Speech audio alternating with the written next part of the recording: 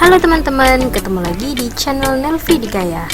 Ide pembelajaran, info PAUD, kreativitas, dan vlogger. Semoga menginspirasi. Jangan lupa subscribe ya, supaya aku lebih semangat bikin videonya. Happy watching. Halo, assalamualaikum warahmatullahi wabarakatuh. Oke teman-teman, sekarang kita ketemu ya di segmen yang baru, yaitu di personal experience. Kali ini aku bakalan cerita ke kalian tentang salah satu pengalaman aku saat menyusun skripsi atau tugas akhir di semester 7. Jadi alhamdulillah aku semester berapa sudah tuntas saat menyusun skripsi. Aku share ini ke kalian supaya nanti teman-teman itu tidak mengalami kebingungan seperti apa yang aku lakukan saat aku menyusun skripsi. Jadi setelah aku mendapatkan judul dan dapat hasil judul, ternyata aku bingung teman-teman, apa yang harus aku lakukan sama judul itu. Kalau seperti itu nanti kan pasti berhenti di tengah jalan dan membuat kita harus kehilangan banyak waktu.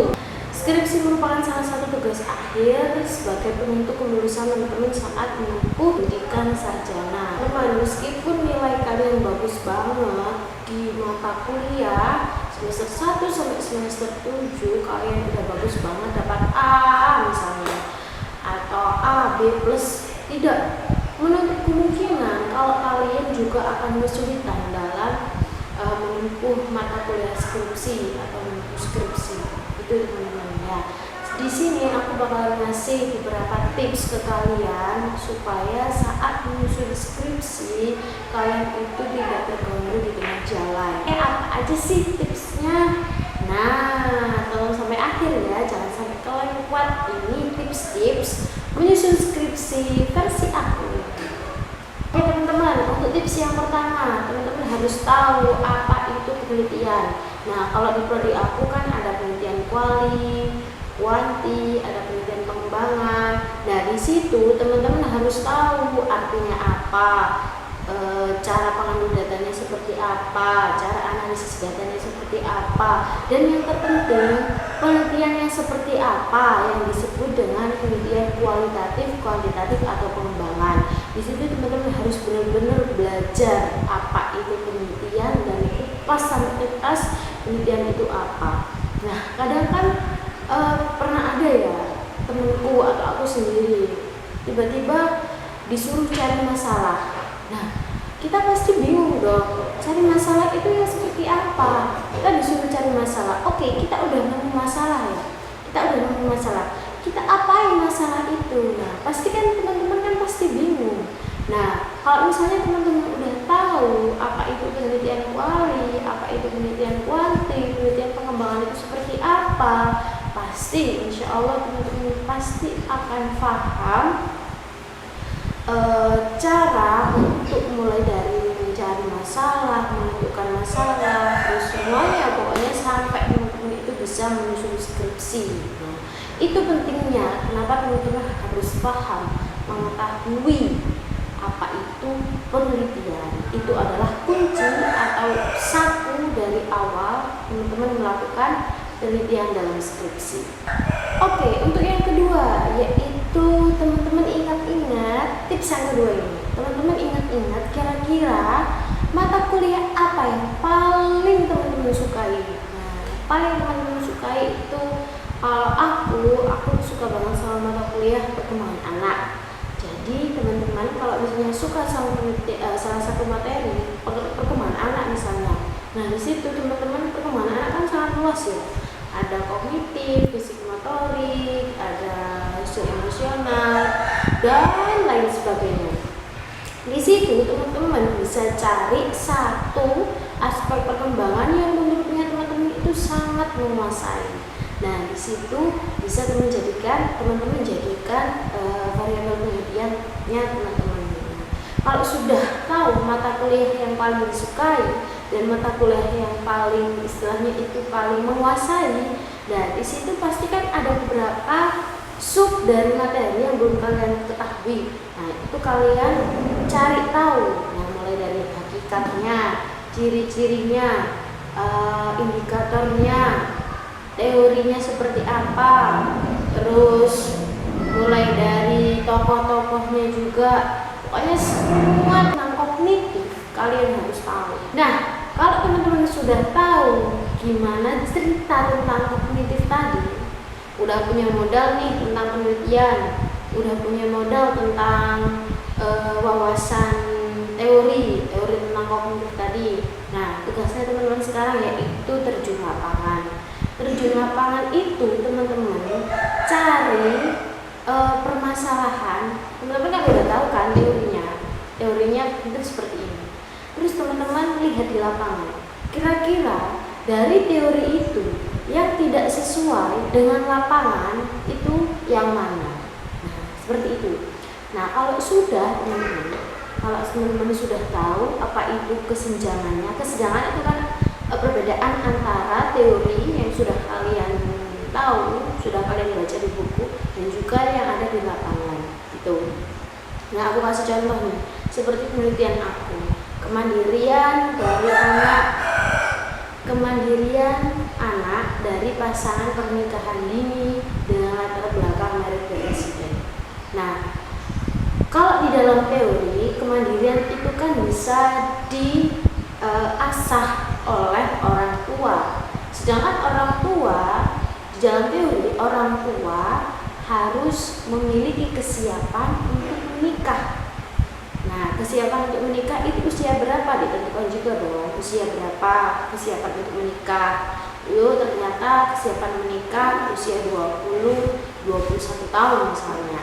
Karena apa? Di situ pada usia tersebut psikologinya orang tua sudah berkembang dengan baik, emosinya sudah berkembang dengan baik. Nah, itu untuk membentuk anak yang dengan kemandirian yang baik, harus seperti itu. Namun ternyata di lapangan berbeda. Pasangan dengan usia yang dibawa itu ternyata dia sudah menikah dan sudah punya anak. Nah, itu bisa kita teliti kira-kira kemandirian anak yang dihasilkan itu seperti apa.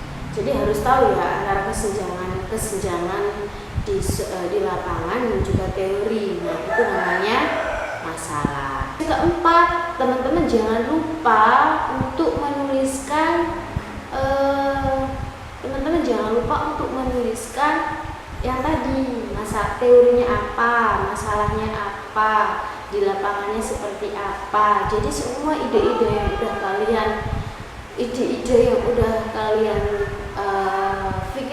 terfikirkan di dalam otak itu jangan lupa untuk dituangkan di dalam tulisan. Soalnya biasanya teman-teman itu bisa lupa. Entah itu ditulis, di video, direkam, terserah, pokoknya didokumentasikan. Oke, sekarang yang kelima. Yang kelima yaitu mencari penelitian yang relevan, teman-teman. Kalau yang aku lakukan biasanya, aku udah tahu ya, aku udah nemu masalah, terus aku udah nyusun judul yang pas. Nah, itu kita cari di Google atau Google Cendekia atau di openknowledge.org.id, atau kalau misalnya kalian punya link-link yang biasa kumpulan-kumpulan jurnal dan juga kumpulan skripsi, kalian bisa cari di sana kira-kira ada nggak judul yang serupa dengan judul yang akan kita rancang. Nah, kalau penelitian kan nggak boleh sama ya teman-teman. Jadi kalau sudah dilakukan orang lain, kita sudah tidak boleh untuk menelitinya kembali kecuali dengan variabel yang berbeda.